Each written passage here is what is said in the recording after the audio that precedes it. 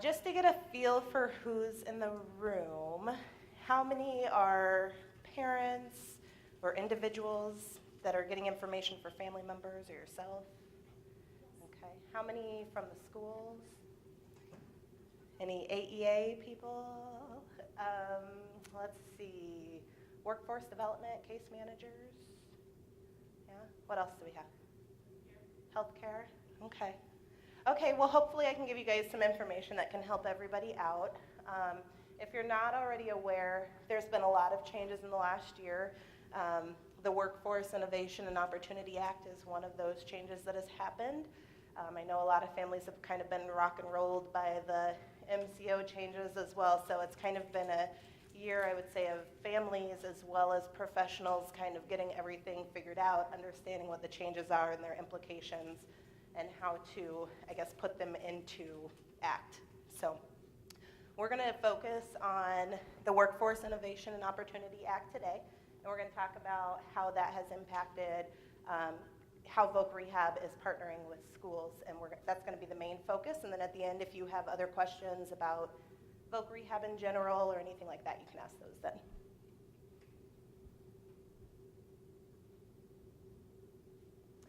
Okay, so this is just a rundown of different things that we're going to cover. We'll go through what W.I.O.A. is, some definitions.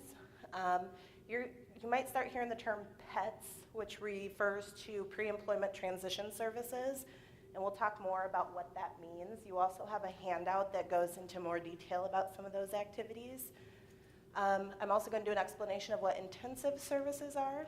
We're going to talk about people that are affected by Section 511 of the legislation changes, and then last we'll talk about the Memorandum of Agreement that was signed with, between Voc Rehab and Department of Education.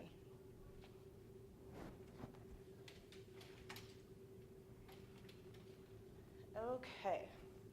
On July 22nd, 2014, President Obama signed the Workforce Innovation and Opportunity Act into law.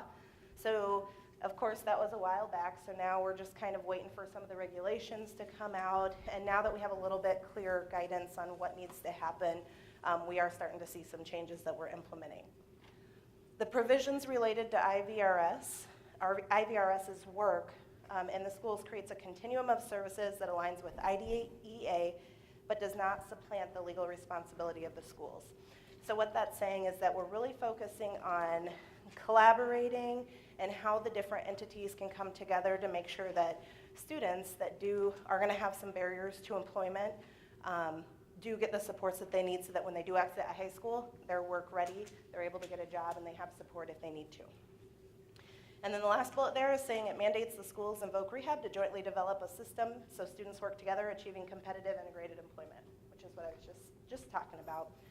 Another thing you will want to keep in mind is that there's been a really big shift in thinking. You might hear people say Iowa is an employment first state. So that means we look at it as if an individual wants to work, they should be able to work. So no matter, there's no more saying somebody's too disabled or they can't do it. We don't want to focus on what somebody can't do. We need to figure out what are their strengths, what are their weaknesses. Can we build up their weaknesses, or do we need to meet them where they're at? And if we meet them where they're at, then we need to find a job goal that is appropriate for them. So,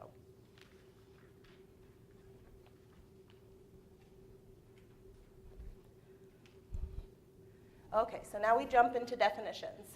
A youth with a disability is different than a student with a disability. So youth with a disability is going to be anybody that is 14 years old or older, but no older than 24. And a student with a disability is going to be somebody who is 14 or older, but no older than 21, because that's how long you can stay in school and stay on your IEP.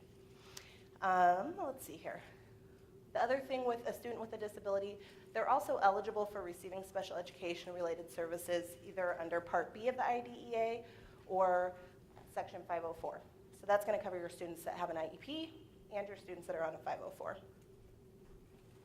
For the purposes of today's presentation, we're going to focus on students with a disability. So we're really going to be talking about how this is impacting students that are still in school. Potentially eligible is another term you're going to hear quite a bit. Students that are potentially eligible are going to be your kids in school that are on an IEP or 504 plan, and what we say is that, okay, they're potentially eligible for Voc Rehab, right? So there's been a change where in the past, Voc Rehab only worked with students that had a file open with us. So you had to go through the process, you had to have an intake in order for us to work with you. Now, with some of the changes, we're actually able to work with students that haven't had a file open. So we like to get in, we like to get to know the students around sophomore year is ideal, because then we have a couple years to be working with them and to really get to know them before they graduate high school so that we have a pretty solid transition plan. Potentially eligible students can participate in those PETS activities. So when I said Voc Rehab can be involved with students that haven't had an intake yet, that's what that's referring to. That's nice because there's going to be some students that maybe hit a gray area where they may not qualify for services because they have a need level, but it's not high enough to meet the need of having Voc Rehab services, but they could still use a little assistance. So what we do is instead of opening up a file, we want to work with them. We want to get to know them, maybe do some interest assessment, maybe talk about college and how to access accommodations and things like that. We still want to help them. So through the process of getting to know them younger, the goal is that by the time they're getting a little older, we're going to be able to know, should we do an intake? Should they officially open a file with Voc Rehab? Or have we done enough with them so they can kind of take the information and they can go from there? And that's where, here in just a little bit, we'll talk more about intensive services. Those students that are going to need intensive services are going to be the students that we do go ahead and open a file with, okay? So that's kind of nice for, again, for those students that maybe hit that gray area. They need some support, but maybe not intensive support. The other catch, I guess, with students that are potentially eligible is that you don't necessarily want to rush ahead and do the intake meeting because if they go through that process and they're determined not eligible, they're no longer potentially eligible. So then we can no longer be providing those PET services. So ideally, if you have an individual that meets that criteria kind of in the gray area, you'll want us to work with them for a while before opening the file, okay?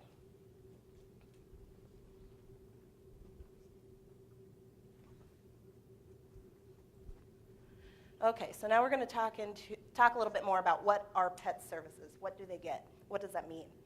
So there are services created to create a continuum of VR and LEA services for students with disabilities. This terminology, some of this is, I guess, coming down to things that we're reporting on our end. So the government wants to see that we are providing required activities, authorized activities, and coordinated activities. And in that sheet that I gave you, there's a sheet that kind of has a list of different information. This one breaks down some of those different categories. So those are services that we want to make sure that we're providing to students.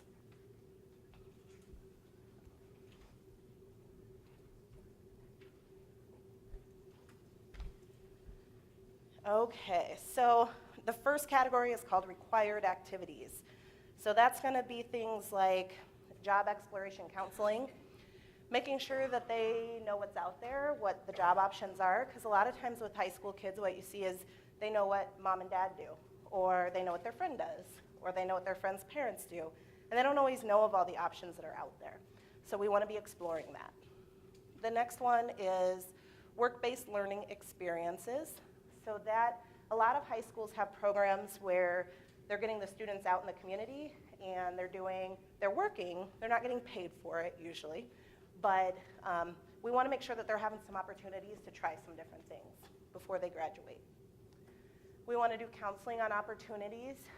We talked a little bit about making sure they know what jobs are out there, but when I think of counseling on opportunities, I'm thinking more of, okay, so is this person, are they college bound? Are they going to go straight to work?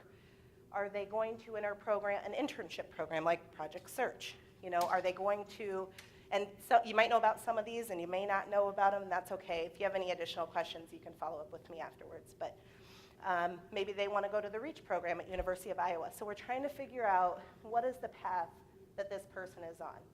And one thing that I've noticed that people get really caught up on is they may have already envisioned what their student is going to do.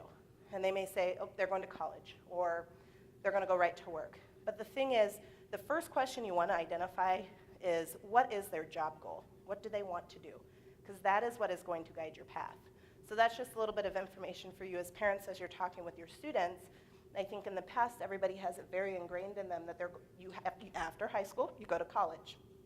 But there are so many programs out there now that can get people the skills that they need, whether it's in a trade, or maybe they can get some skill building another way. Maybe they can have a job coach and go right to the workforce. So there's a lot of different options. Workplace readiness training. So we want to make sure when kids are in high school, they're getting some of those skills that they're not always the easiest to teach. So we can teach somebody how to assemble things and put them in an envelope and mail it out. We can teach them how to do very structured things. But do they get the soft skills? You know, the learning how to greet somebody, the learning how to be nice, or how to address a situation when maybe your boss has asked you to do something you don't want to do. How do we professionally address that? So we want to make sure students are getting all of those services before they're done with high school. And then self-advocacy instruction as well. So making sure, and some students may not come out and always be able to fully self-advocate. They might need a job coach to help them do that. They might need a parent or a teacher or somebody to help them out. But we want to make sure that they understand what their rights are and how to ask for help when they need it, and who to go to at work to set up accommodations if they need those. And again, as we talk about these PETS activities, these are things that Voc Rehab, in collaboration with the school, moving forward, we want to make sure that we're setting up systems and ways for students to be getting exposed to these things before they graduate, so it's not brand new when they graduate and then they're rushing off and trying to get a job. It should be a process. And then we get into authorized and coordinated activities. So when I think of authorized activities, I think of, it really involves collaboration. It's a lot of collaborating. So if I'm working with a student, maybe I'm calling their case manager and we're discussing, oh, I think, have we looked into the Easter Seals employability program, or have we, what goals are you working on and on the waiver? If somebody says, my child can't work because across the street there's all kinds of options, but my child can't get from my front door to getting inside the mall with going through the parking lot because of safety concerns. So then we might say, okay, there's something, Voc Rehab, we could do some training there, but if they're on a waiver, we might piggyback with the waiver and say, how about if you guys write an SCL goal so you guys can start working on some of these safety concerns, and then we'll focus on this other piece. So again, we want to be collaborating, and I know the purpose of this presentation is more so collaboration with Voc Rehab and the schools, but we also partner with other agencies or other entities that are helping with that individual. Coordinated activities, I guess I think of that as more of the kind of behind the scenes type work, maybe some paperwork, but we also have IEP meetings that fall under the coordinated activities category. And again, that sheet that you have is going to go into a little bit more detail in some of those.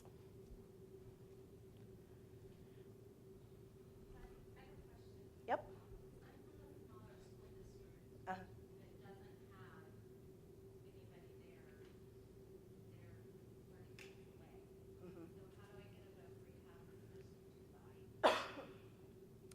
So here's the deal with IEP meetings, because it can get tough to be at all of them. And I always tell my families, go ahead and invite me, and if I can come, I will come. If I can't come, generally I'll know what's going on with that student. So if there's something, I've had conversations with the family of, they really need this skill, and this skill, and it's something that we can be addressing at school, because if you really think about it, I mean, your Voc Rehab counselor, they do have a large caseload, and I know that they can't regularly be there day to day. And we know that when a student is in class or when they have an opportunity to do something repeatedly, it's going to stick in their head a little bit more. So then what I do is I'll communicate then with the teacher that's leading the IEP meeting if I can't be there. And I'll say, I talked to mom, we have some issues in these areas. Can you guys address this at the meeting? I can't be there. So that's another way to do it. They can reach out beforehand. But just continue to invite them. I would say that's your best bet, is to invite them. The other thing with counselors that do work in a lot of the high schools, generally they're covering more than one high school. So it's very likely that one day they're at this school, the next day they're at this one, and they keep moving. So sometimes we can be hard to get a hold of, and I know that can be a little frustrating, but keep in mind that everybody has clerical staff that works with them as well. So if you call into Voc Rehab and you can't get your Voc Rehab counselor, you can always ask for their assistant or somebody that can put you on our calendar, because they have access to that and they get you in. Is like phone conferencing an option? Yeah. You can't be there in person? Yep. And we also have, I know we use Zoom at Voc Rehab, so if the school has that, we can use that. Counselor Zoom into an Iep meeting last week and it worked great. Yep. Yep, so as long as it works out. I know in some of the rural communities, especially if travel's a little bit far from where the Voc Rehab office is, and maybe they're on a different side of town, they might still have time to be a part of the meeting, but just can't physically be there, so there could be some alternatives. Okay.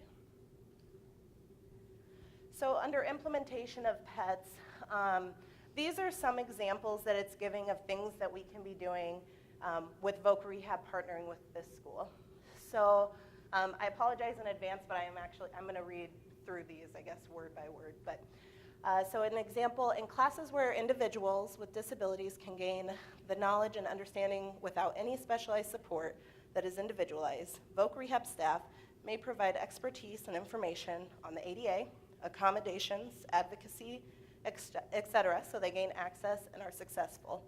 So that's kind of focusing on, maybe you have students that don't have real intensive needs, but they may not always realize that it's still important for me to know, when I go to college, here's how I set up my accommodations. When I get a job, here's how I set them up. This is what my employer needs to be doing for me, and it's regulated by law. So, in classes within the school environment, staff may work with teachers and partners during their planning times to discuss pre-employment transition services and content to be infused into the classes. This is something I do a lot with my teachers.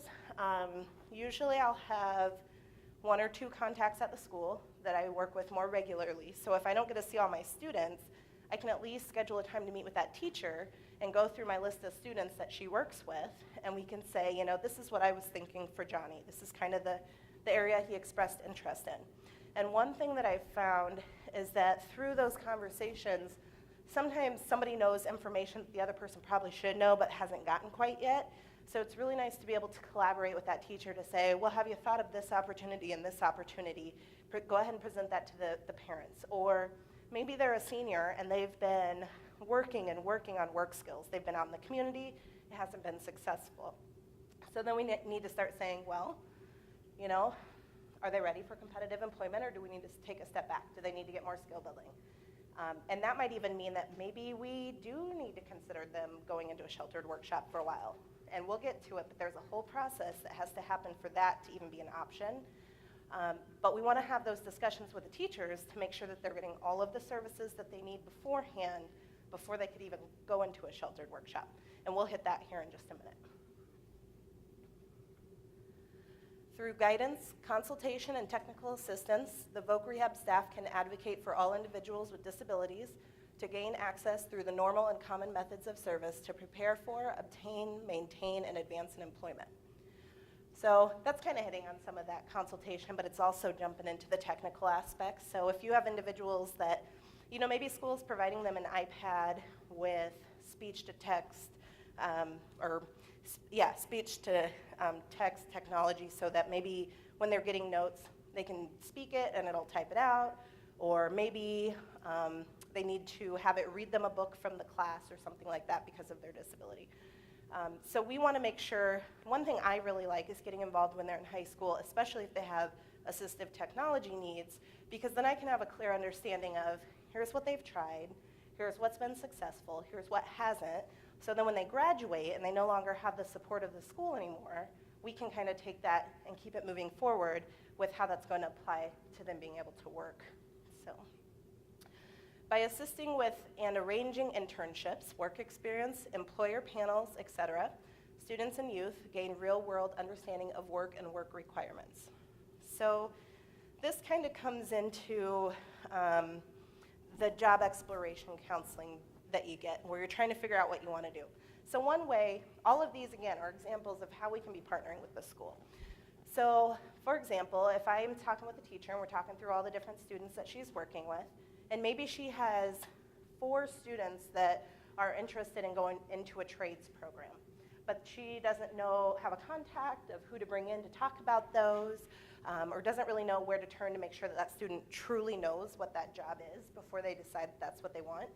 So then maybe I have some resources. Maybe I know some people. So then I can be meeting with that teacher and saying, okay, maybe we should do an employer panel in one of your classes. And we can bring a couple employers in and they can talk to the students. Or like every spring, there's usually a trades fair over, let's see, would that be the northeast side? There's a big iron workers sign on the side of the building when you're headed up, like you're going to Ames, you're headed north. But they have a big trades fair every spring. So for each of my schools, what I do is I send them that information so that if they want to, they can get a bus or van, and they can take the students that are interested in that and take them to see that. So it's really just figuring out where the voids are. You know, the teachers have certain information and they're teaching your students certain things, but maybe there's certain areas where there's a void, and that's where Voc Rehab wants to be there to help kind of fill that void and also assist them as they need to make sure all the students are getting the information they need. Okay, so earlier we talked a little bit about potentially eligible students and that they're potentially eligible until they've gone through our intake process and they've either become eligible or ineligible. And we talked about how Voc Rehab can offer services to individuals before they've had an intake, and then as we get going, as they get closer, maybe junior, senior year, we're figuring out, do they have a need for intensive services? So this is talking a little bit about those students. The ones that we identify that do have an intensive need for services, those are the ones that we want to go ahead and open a file on. And I don't generally, when people ask me who is a good referral for Voc Rehab, I kind of bash away, I guess, at that question because I don't know that there's a blanket statement. I've heard in the past, you know, teachers say, well, we've always referred our level 2 and 3 students, or we've always referred level 2 because level 3, we didn't think that they would be capable of working. Well, remember, we don't want to categorize because we are an employment first state. So if people want to work, we want to help them be able to work. So it doesn't matter what level special ed classroom they're in or anything like that.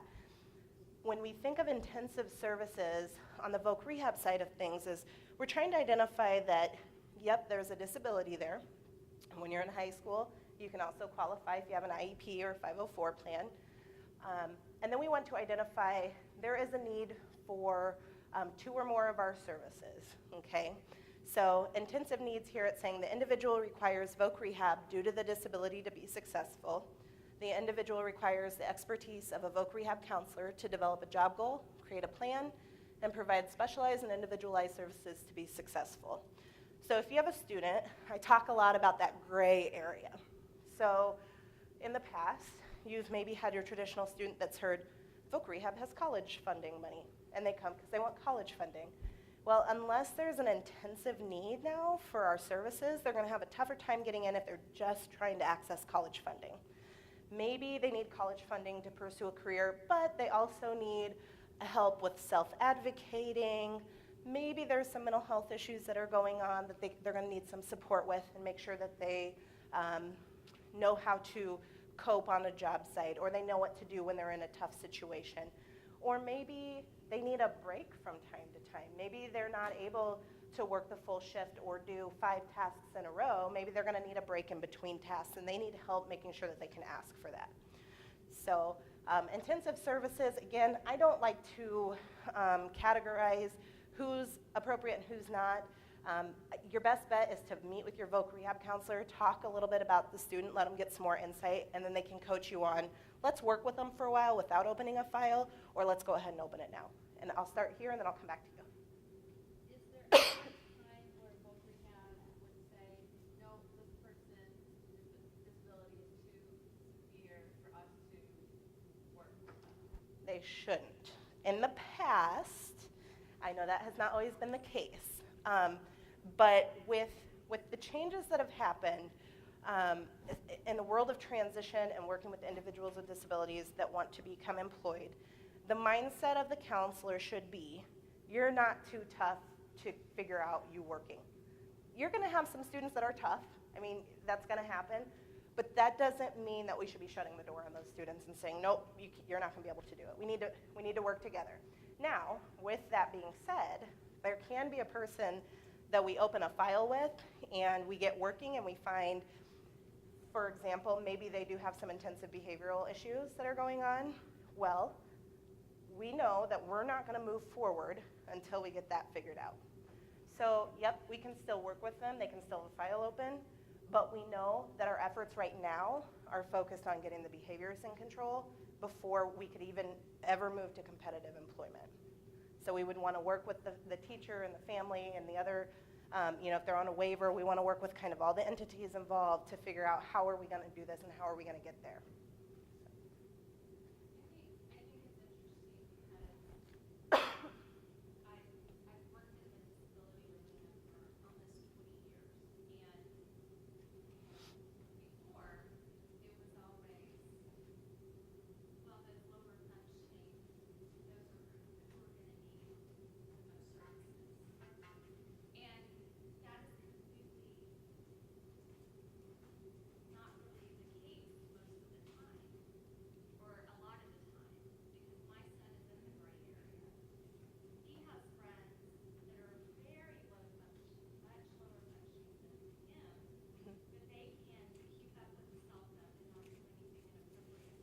Sure. Sure. They can get to class on time. He can't do any of that. And that's when we're determining eligibility. Okay, yep. And so then the counselor that worked on that case did a good job because that's honestly why I don't like to categorize who's an appropriate referral, because I've even had students before that, the school has certain things documented, but they might have all these other issues going on at home, or they might be seeing a therapist, or I've had students that have, attempted suicide or things like that maybe the family doesn't want to always let the school know. But there's additional stuff, so if I tell a teacher, send me your second or your level 2 or level 3, well, that's not really fair because that's not really accounting for those students that might have some other things going on that they don't know about. So your best bet, I just always tell my teachers, just if you have students that you're unsure about, I would say there's some students that kind of right off the bat, it's like, let's go ahead and make a referral. Based on what you've told me and based off of looking at their IEP and maybe some other medical documents, if they had them to show to us before they went through intake, I would say they're pretty appropriate for Voc Rehab. Let's just do the intake now. But the students that are in the gray area, I always tell the teachers, try to get us involved around sophomore year so we can really get to know them and know what their need levels are, because we can still provide services. And then if the services we've provided are enough, then they don't need to open a file. But if they need additional help and we find that, yeah, they can go to college and set up their classes, but again, maybe they don't know how to set up the accommodations, or maybe they need assistive technology and they don't know what's out there. There might be other reasons that they need us. So, yep.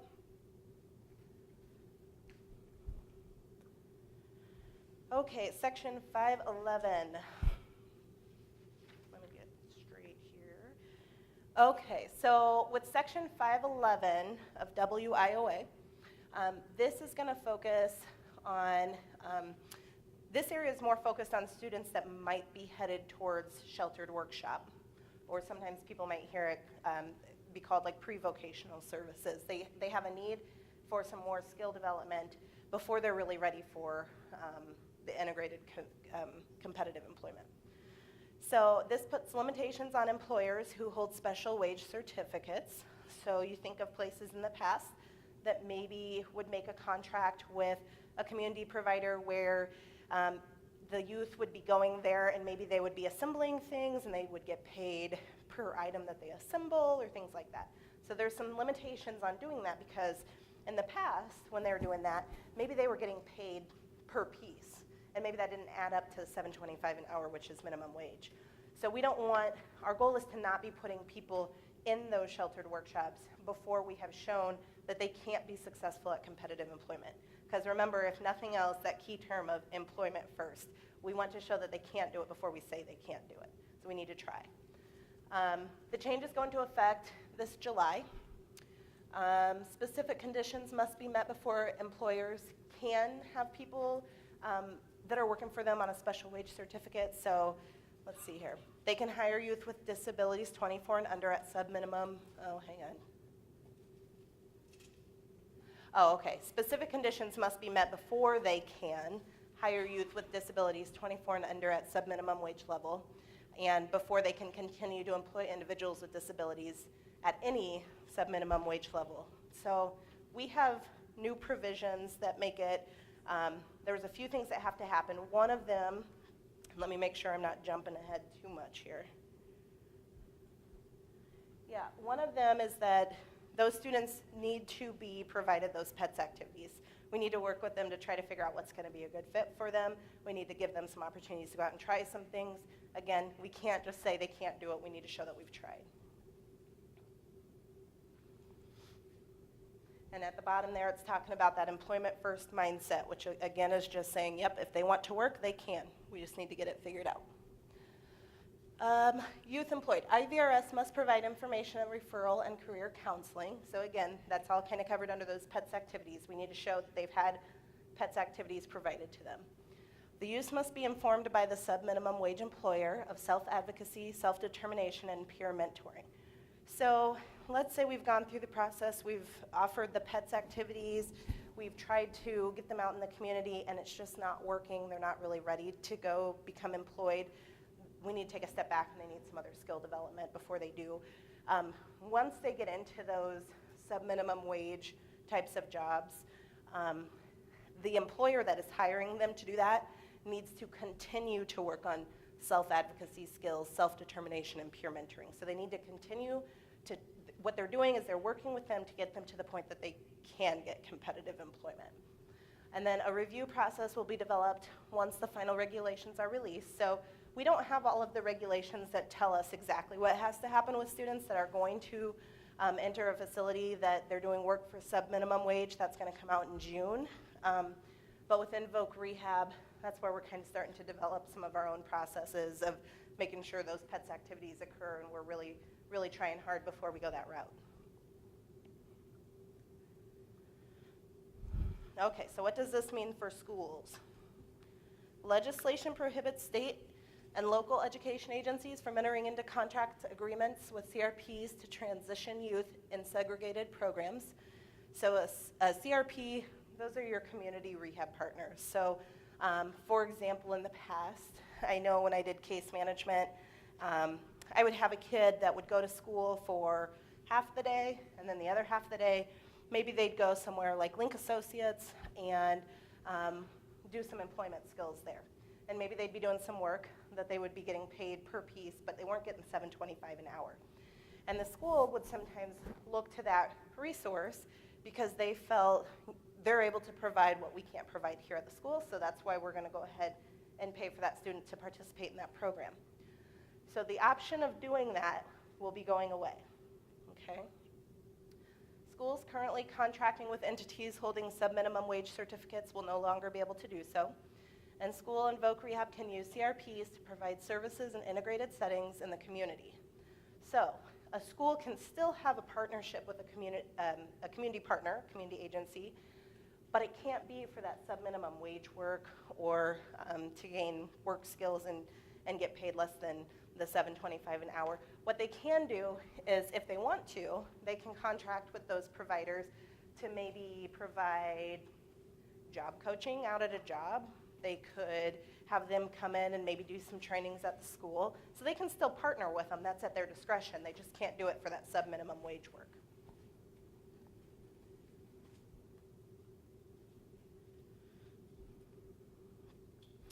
So this is talking about collaboration and coordination. So Voc Rehab will have a much larger role in this process. I would say probably across the board. I don't want any school districts to feel bad because I don't think anybody's fully got it figured out as to how all of the changes are going to be implemented and how we will partner with the schools. But what I would say the biggest thing is the teachers should be having a relationship with the Voc Rehab counselors so that they are coordinating activities together, so that the students getting a lot of services that Voc Rehab would be providing while they're at school and while they're in their classes. And Voc Rehab will coordinate with school officials on referrals for extended evaluation. Okay, so Memorandum of Agreement. This is the agreement that was signed with Voc Rehab and Department of Education. It outlines the responsibilities of both divisions within a tiered system of support. It provides for efficient and effective utilization of agency resources, minimize duplication, and delineate a basis for continuous effective working relationships between the two agencies. So with this legislation, another key point to remember is that one of the biggest focuses is that collaboration piece. So they want to make sure that we're all working together. And even with W.I.O.A, this presentation is focused on how we're collaborating with the schools, but there are other partners in the legislation, such as workforce development. CFI, Children and Family of Iowa, is doing a lot of different supports for youth. So there's a lot of different entities that are being involved in the legislation and what it is mandating. It wants us all to be working together so that we're not duplicating services, but we're kind of, we're supporting each other to help kind of fill in where there's that gray area. So the school offers all of this, they don't offer this. Let's get somebody in there who can. Did you have a question? Is there a place that memorandum can be viewed? Yes. So if you go to the Iowa Vocational Rehabilitation website, and there's some brochures that I've put out, and then my card is up here too that also has our website on it. But we have it on our website. I couldn't tell you for sure which heading it's under, but if you look and you can't find it, please feel free to reach out to me and I can get that figured out with you. Department of Education has also put it on their website. Okay. You guys have a miniature copy on your printout. It's kind of hard to read, but we'll go through it here.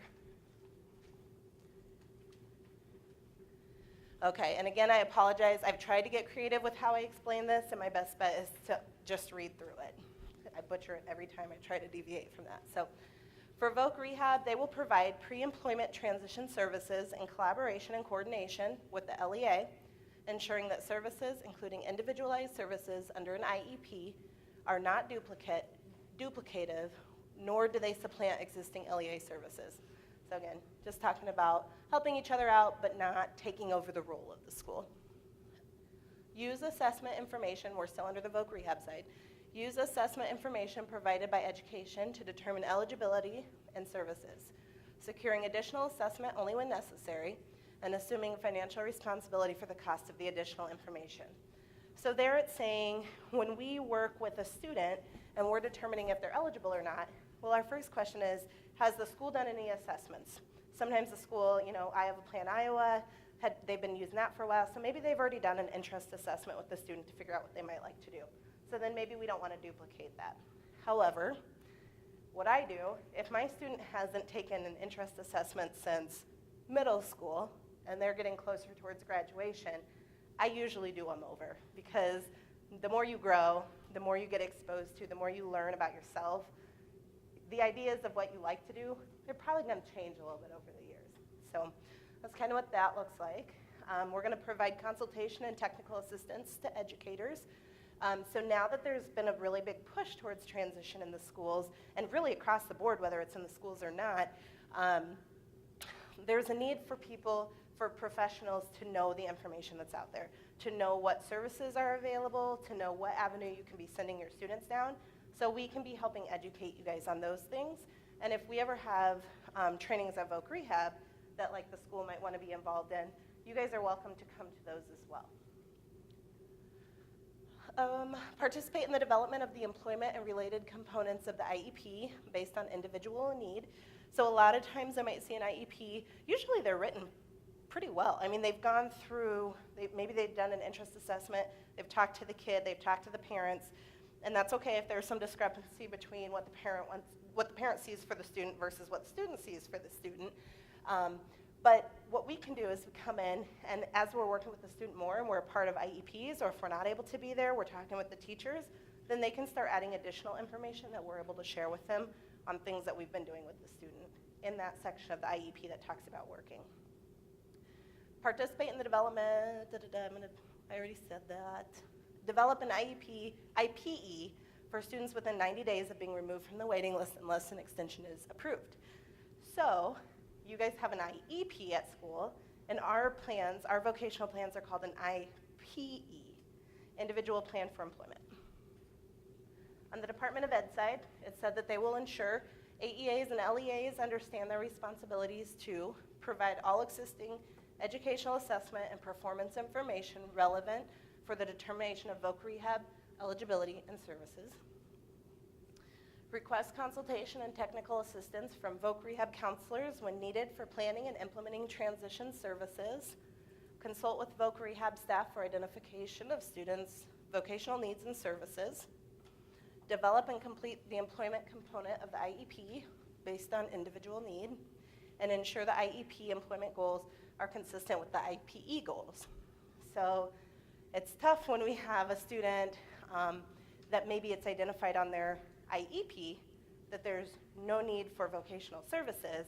Well, there should be some type of, even if the school isn't working on it at that time, they might put a sentence in there that says there may be some needs being identified, we're going to consult with Voc Rehab, or just something that shows that even if at that time you're thinking, my student doesn't need any employment services, but you're going to make a referral to Voc Rehab, do you see how that can kind of be contradictory if we're saying they have no need for Voc services, but we're making a referral to Voc Rehab? So that's just something to keep in mind for teachers, and as you guys have your IEP meetings for your students, it's probably worth it if you think they do need some work skills, that you do at least mention it on the IEP, whether or not you have an actual goal on the IEP for it.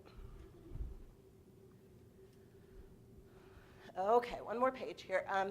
So Voc Rehab, we're going to ensure the IPE goals are consistent with the IEP employment goals, provide or arrange for services required by the IPE goal when the individual has been determined eligible for Voc Rehab services and has an individual employment plan where the services are needed for the student's specific employment outcomes. So that's just saying that we're going to fund the items that we have promised on our plan. Provide assistance in the purchase of tools, supplies, and other job-related personal expenses for Voc Rehab eligible students who have demonstrated success in a 4+ career and technical program as it relates to the IPE goal. So let's say somebody's going to be an auto mechanic, they've got tools while they're at school, well now they've gotten a job as an auto mechanic and they need additional tools, that's something that Voc Rehab can be helping pay for. Really anything that's needed for them to be able to work. Arrange and pay for job development needed to serve the most significantly disabled students who require supported employment services. If long-term supports are needed after high school, Voc Rehab will assist the LEA in coordinating these services. So when we have a student that we are going to send into supported employment is, I guess, an option that has two components to it. So that is where we might partner with an agency to provide job development, where they're going out and they're speaking to employers and saying, hey, I've got this great individual that we think would be a good fit here, and they're really advocating and developing that relationship with the employer so that, one, they're open to hiring them and maybe they'll be accommodating, or two, maybe they will carve a job out for them. So if the job entails all these different tasks they have to do and they can't do all of that, then the staff that's providing the supported employment is going to talk to them through that. And then the second component of it is providing the actual job coaching on the site. So that is something that Voc Rehab can fund. When it talks about long-term supports, that's going to be your individuals who, you have some individuals that when they start working, they're going to need a job coach at first, and then eventually that job coach is going to dwindle away. So maybe they'll start with them for the full shift, and then it's going to move into the job coach comes in for an hour at the beginning of the shift and an hour at the end of the shift, and then maybe eventually the job coach is just doing check-ins with them or doing check-in with the employer, so they're working on dwindling down how much they're there. But you might have your individuals who aren't really in a situation where that job coach can go away. They're going to need that job coach on an ongoing basis. So that's what it's referring to when it says that long-term supports are needed. And in that situation, Voc Rehab is considered a short-term funder. And you might chuckle at that a little bit because we do have cases that have been open for years, especially if we get involved in high school. But the thought is that if they need supports on an ongoing basis, Voc Rehab's only going to pay for a period of time. Then after that, we need to establish either supports on the job or a family member or who's going to continue to provide that support that they need. So usually the individuals that are going to need that long-term support are going to be individuals that we would hope are on a waiver, because then that's when the waiver would pick up the funding for additional supports if they needed a job coach. If they don't have waiver funding and they need ongoing support, we hopefully are getting involved early enough that we can have that conversation about what is a waiver, how do I apply, and we should be coaching you through some of that. Or if that's not going to be an option for your student, we need to be talking about what are our options for ongoing supports. Okay? Under Department of Ed, it says that they will ensure AEAs and LEAs understand their responsibility to work with Voc Rehab staff to identify whether Voc Rehab referral is appropriate and the supports needed to complete the application, pay for all services listed on the IEP unless another agency or entity agrees to provide such services, provide and or pay for job coaching when needed as part of the instructional component of the IEP. That's the kicker, and we'll come back to that one. Provide and or pay for extended school year supports as needed. Sorry. Okay, so I think the part under the Memorandum of Agreement that has kind of rocked everybody's world in the last several months is the part that says that it will be the responsibility of the school to pay for job coaching as needed. So with the changes in legislation and the agreement that's been signed, if you've heard people out there talking and saying, if my student needs a job coach for a job that they get after school or in the summer or on the weekends, that responsibility is moving to the school to provide that job coaching, even if it's after school hours. So we started having conversations with schools about that, and as you can imagine, those were some rough conversations, and I don't think a lot of school districts are prepared for that. So as of now, Voc Rehab, we're kind of helping out with the schools. We want to keep those relationships, and we want to give them time to really figure out how they're going to put that in their budget, how they're going to plan for that. And so right now, everybody is in kind of a scramble, but they've got to figure out how they're going to structure their programs to make it so that they can provide that support to students that need it after school hours. And conversations that I've had, I would say the biggest thing I have found is that school districts that really focus on school running from 8 to 3 o'clock are going to struggle with this change. There are some school districts that have already changed their thinking to think of education happening even after 3 o'clock and after the weekday. So the school districts that can change their thought on that and start working towards how are we going to figure this out, they're going to have a lot more success. But everybody's in a process right now where everybody's trying to figure it out. But go ahead. And the individuals we work with, they have diagnosed disability, or again, if they're in high school, they can also qualify off of an IEP or 504 plan if there's enough information in there to show that they need the intensive support from Voc Rehab. And we're going to work with them to overcome barriers that they have towards being employed. And we have a number of different services we can offer. So since I work with the younger population, what I find is when I first connect with somebody, especially if they're a sophomore year, the first thing is figuring out what are your interests, what do you like to do, what type of job might you like, and then trialing them out. So getting out and either trying the job, doing a job shadow, doing what we call an informational interview where you talk to somebody who already does the job. There could research, YouTube videos, anything to just expose them. And then as you start narrowing in on what they want to do, then you start figuring out what type of training are they going to need to do it. And then you figure out, can they do it independently or are they going to need support? So we do provide services to the adult population as well, but for today, we're focusing on transition. So that's kind of Voc Rehab in a nutshell. We can help pay for college, we can help pay for training, we can help pay for items the individual needs for work, uniform, tools. We can give the guidance and counseling like we've talked about to help them figure out what they want to do. Assistive technology, if they need assistive technology on a work site, that would be something that we would be able to fund. We would definitely have conversations with the employer to figure out what is their responsibility versus what isn't, but we can help with all of that. So, one pro, I guess I would say, because I've had a number of families that maybe they have a child who has tried to get on the ID waiver, but their IQ is just like 2 scores too high, or something like that. Again, they're hitting that gray area, and they have no access to any other services. A lot of times they can still qualify if we can identify those barriers to employment. But yeah, if somebody's on a waiver or they're getting some other services, that's not going to impact us working with them. I will tell you the one thing that can impact somebody getting in is if somebody has some substance abuse issues going on, and we know that at intake, we won't do the intake. We will ask that they complete that and then show us their certificate before we start. But if they're working with us and then they have some issues arise, we're not going to like close their file because of that. We'll work with them through it. But that is one area that starting out, I've had to ask people to go ahead and complete your training on that, give me your certificate, and then let's get things going.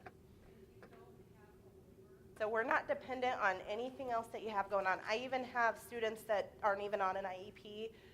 Maybe they're on a 504, or maybe they're not on either one of them. And maybe the guidance counselor or the nurse has made the referral.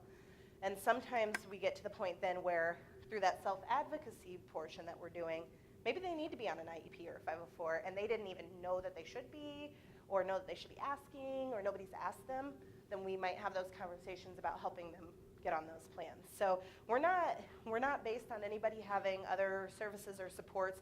Generally, the students that we work with in a high school are going to be on an IEP or a 504 plan. But again, that's why I hate categorizing it, because sometimes I feel like there's people who have gotten missed. And so sometimes in talking with the family, we might realize, okay, we need to move forward and try to get a plan. So when we say it's the school's responsibility, what that's actually focusing on is the job coaching. I mean, the school's responsible to help get work skills in general, and so are we. But the part I think you're talking about from the agreement was where I focused on them doing like the job coaching. So that's actually physically going out with somebody who's working and being there and helping them on the job site. So if they're in high school and they're working, then yes, the school would provide that. But if they go off to college and they still need that level of support, then that's where Voc Rehab would kick in and pay for it. Who's a professional though, working with your student, as the information gets out more and people kind of get on board more and are understanding things, everybody should be coming to the table, hopefully, with the same understanding. But at Voc Rehab, I know it's been ingrained in us on how things are supposed to work and all of that. So we have those conversations a lot of, okay, this is your responsibility, this is mine, what route are we taking? And sometimes, a lot of times your students that are going to need job coaching, not always, are going to be students that are probably going to stay in high school till they're 21. They're probably going to have more intensive needs versus if you have a student, again, I hate categorizing, but there are students that can go to college and still need support, and we would support them. But generally, your kids that are going to college might have a little bit higher independence level. Something that's mandated by Voc Rehab, it's completely federal legislation, but yeah, so each school district, I mean, I think everybody's kind of in the process of trying to figure it out. That Voc Rehab money that was coming before, they'll just be dispersed through other services. So, for example, and I don't know if this is for this reason that we had that extra money, but they just gave us the rates for college assistance next year, and it's been bumped up. So, as much as I would love to say that we can use that money and probably get like 5 more counselors, it has to go through governor approval to get any full-time employee. Once they're done with school and they're officially graduated, then we can pick up that funding. Yep, and if they're on a waiver, one of the other changes that have happened recently in Polk County area is that Voc Rehab is the first funder for any services for 24 and under. So if somebody graduates from high school and needs a job coach, then Voc Rehab we would pay for that first before they transition to waiver funding for it. You know, I think it's very similar across the state. Is it? In a lot of the northern counties too. Are they doing some of that too? Kind of working really similar. Okay. It sounded like, I can't. Yeah, I don't know for sure. I mean, I have students in Polk County and Dallas County, and the biggest impact has been with Polk County is where I've heard of it from. But pretty much across the board, in any conversations that I've had, it's just been, if they're 24 and under, they're graduated and they need something funded like job coaching, then we'll go ahead and pay that. I mean, with the families that I work with, I mean, I hear all kinds of stories. I have families that absolutely love their schools and they've done amazing things for them, and I have some families that have had a lot of struggles with their schools. So what I do, depending on what the issue is, I'll usually, the good thing is that I'm in the school, my schools, I think I'm in each school twice a month. So I have a pretty regular contact there that when there's something that's kind of more difficult to discuss, I can kind of go to my safe person and say, okay, I've been told that this is going on with this student. Can you kind of give me some background on this, like what's going on? So I try to get a little bit more insight on it. So your Voc Rehab counselor can help you through some of those things because we have that information that helps us know what a school is responsible for or not. If you're not having great luck with your Voc Rehab counselor, is that okay to why we're doing this? I mean, you can always speak to their supervisor too, or I mean, But my question sure. is where does this fall? It's not IDEA. Mm-hmm. Well, and you're just saying them not acting on what they say they're going to do? If it's in the IEP, Them not acting. Everything I've gotten so far has been like, we don't know what's happening. We don't know what we're going to do. with this stuff that we're talking about? Mm-hmm. So we have a meeting, Mm-hmm. and I'm taking this stuff to them. Mm-hmm.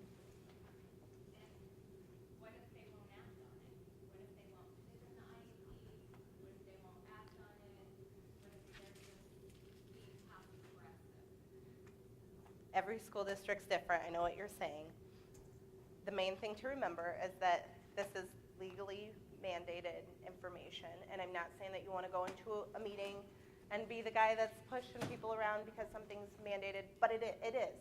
The individual is legally protected by this information, so the school district should be doing it.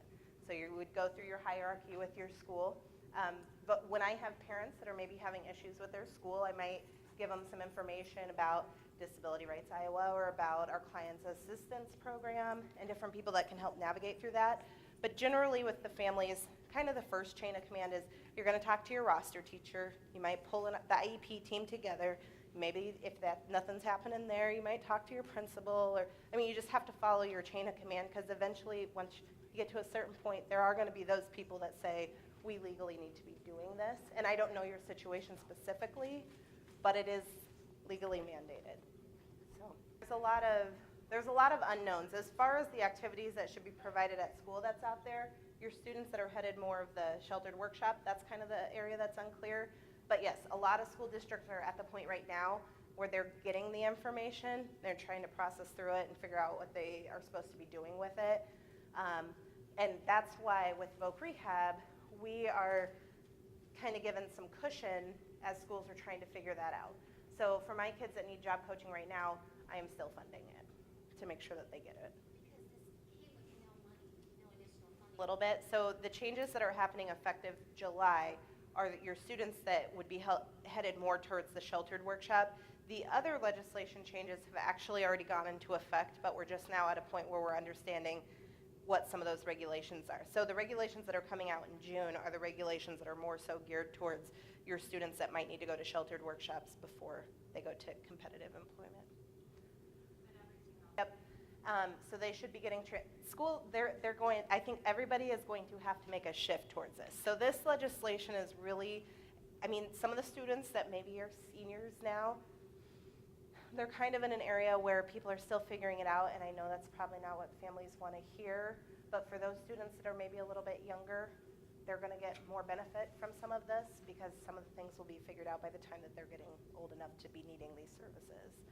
So keep your Voc Rehab counselor informed, talk to the schools. If you're not getting anywhere with your Voc Rehab counselor, you can always reach out to the supervisors in the office as well for support. How's that working for your students? So for benefits planning, what we do is they have to fill out a release for Social Security, and then we send that in and we get a form that's called a BPQY, which really breaks down, are you getting SSI, are you getting SSDI, how much are you getting, if you're working, have you started dipping into, and I'm not an expert on the benefits planning, so I'll probably butcher some of this. They have certain months set up that makes it so if they start working and they start making a certain amount of money, that it starts the process of maybe making Social Security go away. Or if they don't want Social Security to go away, maybe we're focusing on a goal that's more like working 20 hours a week at about minimum wage. So with benefits counseling, once we get that BPQY back, that really gives us an outlook of where that person is at in the process with Social Security, and that's when we pull in our benefits counselor to do the benefits counseling. So I know a little bit about benefits counseling. I can tell you the basics, but when it gets into like writing a PASS plan and all these things to make it so that, if your student has more than, for Social Security, you can't have more than $2,000 in assets. Well, does your person have a car? Do they have medications that cost more than that? They need that money. There's different plans that can be written to make it so that that money is kind of ignored because it's needed for disability-related reasons. And again, I don't know all the terminology, but there's just some different incentive type deals. Yeah, like a pass plan. Pass and pass. See, I hadn't even heard of the pass. So, but yes, we do have a benefits counselor that regularly goes.